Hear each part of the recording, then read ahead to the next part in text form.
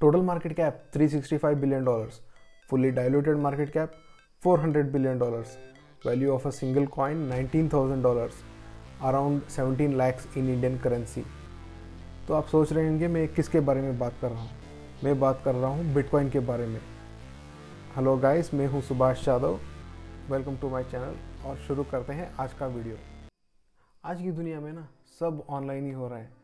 या आप फ्रेंडशिप से लेके डेटिंग से देख लीजिए, या खाना ऑर्डर करने से आप ग्रोसरी डिलीवरी तक देख लीजिए, यहाँ तक आपकी डॉक्टर की फैसिलिटीज़ भी ऑनलाइन मिल रही है। तो इस फास्ट पेस की दुनिया में अभी एक बड़ा चेंज आना बाकी है, और वो है करेंसी का। और ये चेंज कौन लेके आएगा? ये चेंज लेके आएगा बिटकॉइन। वो ही क्यों मैं आपको बताऊंगा इस वीडियो में, आप बने रहिएगा। एक्चुअली बिटकॉइन होता क्या है? बिटकॉइन एक क्रिप्टो करेंसी है जिसे 2008 में a group of people by the name Satoshi Nakamoto ने इन्वेंट किया था, और 2009 में इसे इम्प्लीमेंट किया था। ये बिटकॉइन चलता कैसा है? तो बिटकॉइन जो है वो एक P2P नेटवर्क पे चलता है। P2P यानी पीयर टू पीयर नेटवर्क। इसे हम एक छोटा सा एग्जांपल से जानेंगे। मान लीजिए कि एक सोसाइटी है, तो उस सोसाइटी में एक फंक्शन होने वाली है, और उस फंक्शन को फंड करने के लिए उस सोसाइटी के लोग उनसे जितना भी हो सके वो कंट्रीब्यूशन अलग अलग से कंट्रीब्यूशन करते हैं, और उनका जो कंट्रीब्यूशन रहता है वो एक लेजर में चला जाता है। तो ये जो फंड बनता है इनके एक्सपेंसेस कवर होते हैं। अगर किसी भी मेंबर को कुछ भी डाउट है तो वो इस लेजर को चेक कर सकता है और वैलिडेट कर सकता है, यानी टैली कर सकता है। बिटकॉइन में क्या है, अगर एक यूज़र बी को एक बिटकॉइन भेजना चाहता है तो वो उसे डायरेक्टली भेज सकता है। अभी अगर हम इस कन्वेंशनल सिस्टम में देख लें तो अगर मैं एक और पर्सन को पैसे भेजना चाहता हूँ तो मैं वो थ्रू बैंक ही करूँगा, वो तो डायरेक्टली नहीं कर सकता हूँ अगर मैं ऑनलाइन करना चाहता हूँ। पर यहाँ पे किसी को भी बिटकॉइन भेजना चाहते हैं तो हम उसे डायरेक्टली भेज सकते हैं। यहाँ पे कोई गवर्निंग अथॉरिटी नहीं रहेगा। इसे हम डिसेंट्रलाइज भी कह सकते हैं। डिसेंट्रलाइज यानी डिस्ट्रीब्यूशन ऑफ पावर, यानी ये जो पावर, डिस्ट्रीब्यूशन ऑफ पावर और कंट्रोल टू बी एक्यूरेट जो है, ये एक डिसेंट्रलाइजेशन का बहुत ही कोर प्रिंसिपल, कोर वैल्यू है।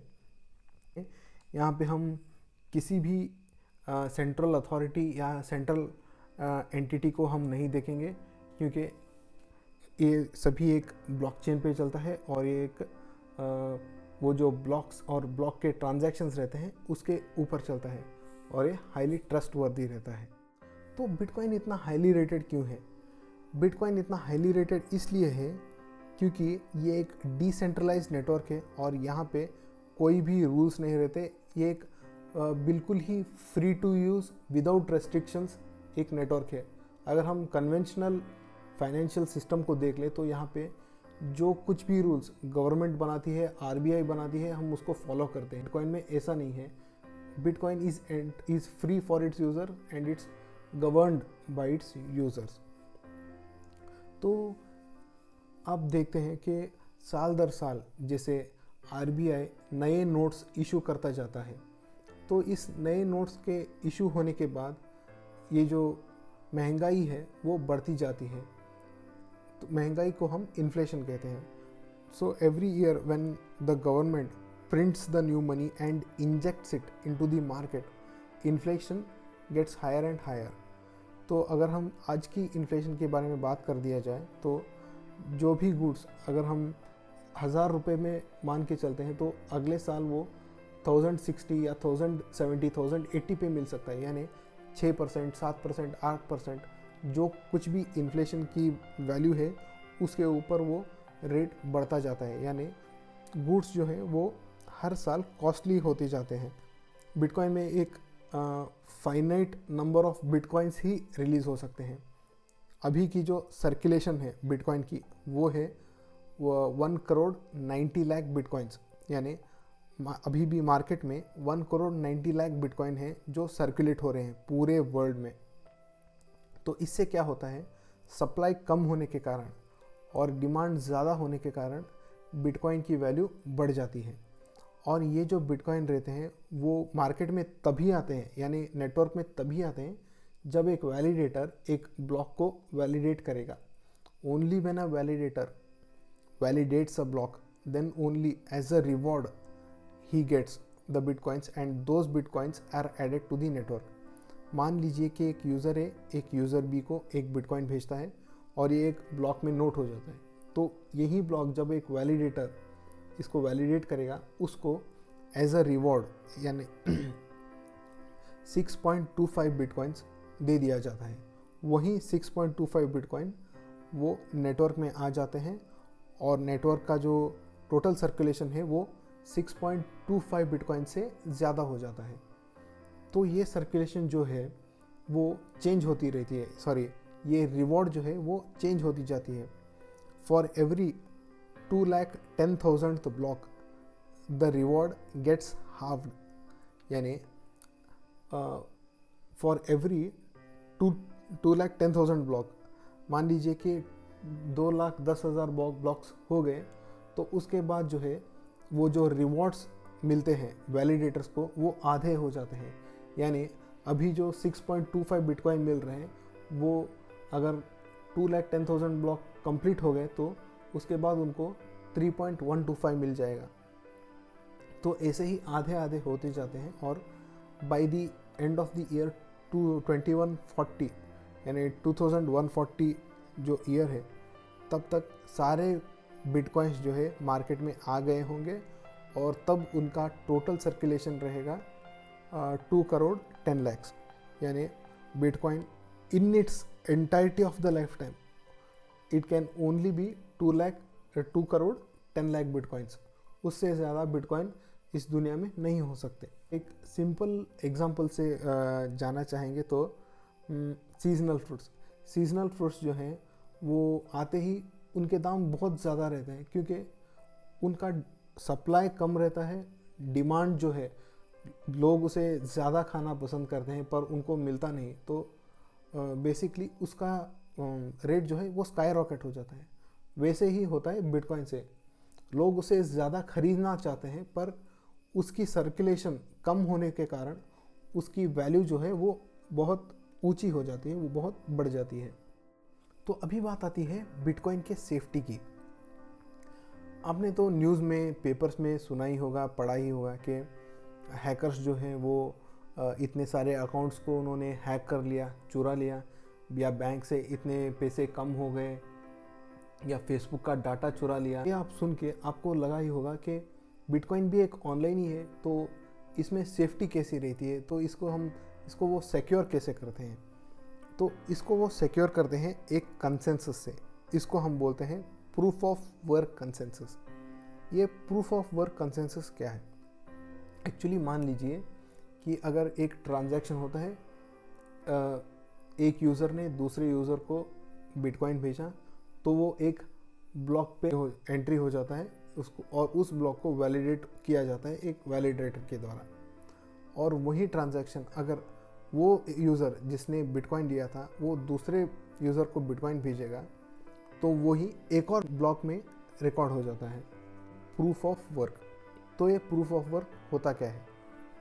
बेसिकली जब एक ट्रांजैक्शन होता है तो वो उसको एक ब्लॉक में रिकॉर्ड कर लेते हैं, और जब भी दूसरा ट्रांजैक्शन होता है तो उस ब्लॉक के आगे उस ब्लॉक को कनेक्ट कर दिया जाता है, चेन कर दिया जाता है. वैसे ही अगर एक और ट्रांजैक्शन होता है तो वो उस ब्लॉक के आगे रिकॉर्ड हो जाता है, यानी प्लेस हो जाता है. तो ऐसे 3 ब्लॉक हो गए. तो तभी अगर कोई भी हैकर वो अगर बिटकॉइन चुराना चाहता है तो वो जाके कोई भी एक ब्लॉक को वो हैक नहीं कर सकेगा. उसको अगर हैक करना ही है तो वो पूरा ब्लॉक उसको हैक करना पड़ेगा, क्योंकि बिटकॉइन की यानी एल्गोरिदम यानी बिटकॉइन का सॉफ्टवेयर ही ऐसा है कि एक ब्लॉक चेंज हो ही नहीं सकता. अगर किसी को चेंज करना है तो वो उसको पूरा का पूरा चेन चेंज करना होगा. और एक बात बिटकॉइन में ये है कि चेन जितना लंबा होता है उसी चेन में जो नया ट्रांजैक्शन रहता है, नया ब्लॉक रहता है, उसी चेन में उस ब्लॉक को ऐड किया जाता है, ना कि जो चेन छोटा है उस चेन में ऐड नहीं किया जाता। पर जिस चेन में बहुत सारे ब्लॉक्स हैं उसी चेन में नया ब्लॉक ऐड किया जाएगा। इससे क्या होता है, तो हैकर को वो पूरा चेन हैक करने में बहुत दिक्कत होती है, क्योंकि एक ब्लॉक कंप्यूट करने में, यानी एक ब्लॉक को वैलिडेट करने में वैलिडेटर्स का जो है वो बहुत ज़्यादा इलेक्ट्रिसिटी और उनकी जो कंप्यूटर्स रहती हैं, यानी वो नॉर्मल कंप्यूटर्स नहीं रहती, उनको सुपर कंप्यूटर्स ही चाहिए। तो उनकी कॉस्ट बहुत ज़्यादा रहती है एक कंप्यूटर्स की, और वो जो इलेक्ट्रिसिटी कंज्यूम करती है वो बहुत ज़्यादा रहता है। तो उनको एक मनी स्टैंड पॉइंट, यानी अगर पैसों के खर्च से देखा जाए तो वो फिजिबल नहीं रहता, क्योंकि उनको लाखों करोड़ों रुपए खर्च करना पड़ेगा अगर एक ब्लॉक उनको हैक करना है, तो वो फिजिबल नहीं रहता है। तो यही रहता है बिटकॉइन की सिक्योरिटी। सारे पॉइंट सुनने के बाद आपको एक क्वेश्चन तो आ ही रहा होगा कि बिटकॉइन को ही क्यों इतना हाइप दिया जा रहा है। सारे लोग उसमें इन्वेस्ट करने लगे हैं, जो कि इन्फ्लुएंशियल पीपल जो बोल रहे हैं वो बिटकॉइन में इन्वेस्ट कर रहे हैं।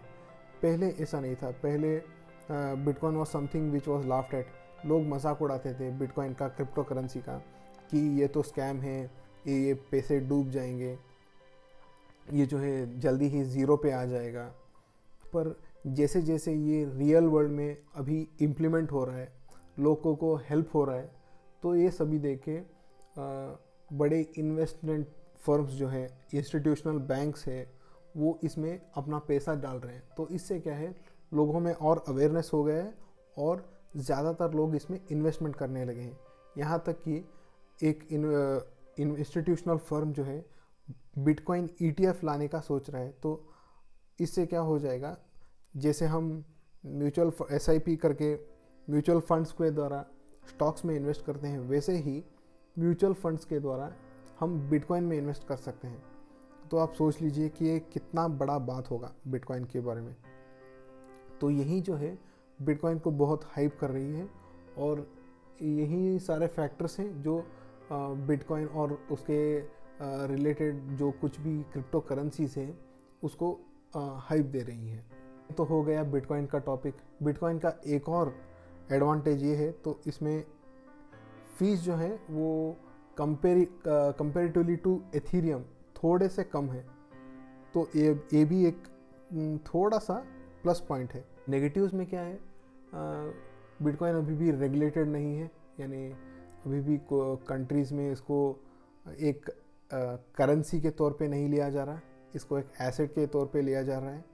तो वो एक नेगेटिव है। और ये जो इलेक्ट्रिसिटी कंज्यूम करती है बिटकॉइन माइनिंग के लिए, यानी बिटकॉइन वो जो ब्लॉक वैलिडेशन के लिए इलेक्ट्रिसिटी कंज्यूम करती है, तो उससे जो है ग्रीन एनर्जी इनिशिएटिव को बहुत धक्का लगता है। वो कार्बन फुटप्रिंट जो है वो बहुत ज़्यादा है। तो अगर ये थोड़ा रिड्यूस हो जाए तो ये भी एक एडवांटेज हो जाएगा बिटकॉइन के फेवर में। अगर कुछ भी अपडेट रहेगा बिटकॉइन के बारे में या क्रिप्टो करेंसीज के बारे में, मैं आपको वीडियोस लाता रहूँगा और उन वीडियोस में आपको मैं इन्फॉर्म करता जाऊँगा। तो कैसा लगा आपको मेरा वीडियो, मुझे वो बता दीजिएगा। अगर कोई भी फीडबैक्स हैं, सजेशंस हैं, कमेंट्स हैं, लाइक्स हैं, डिसलाइक्स हैं, आप मुझे प्लीज़ नोटिफाई कर दीजिए। अगर आपको ये वीडियो अच्छा लगा और आप इस वीडियो को कोई किसी के साथ भी शेयर करना चाहते हैं तो प्लीज़ शेयर कीजिए, क्योंकि शेयर करने से ही दूसरे लोगों को भी नॉलेज आएगा, अवेयरनेस आएगी, तभी हम सभी लोग मिलके आगे बढ़ पाएंगे। तो ये था आज का मेरा वीडियो। Thank you.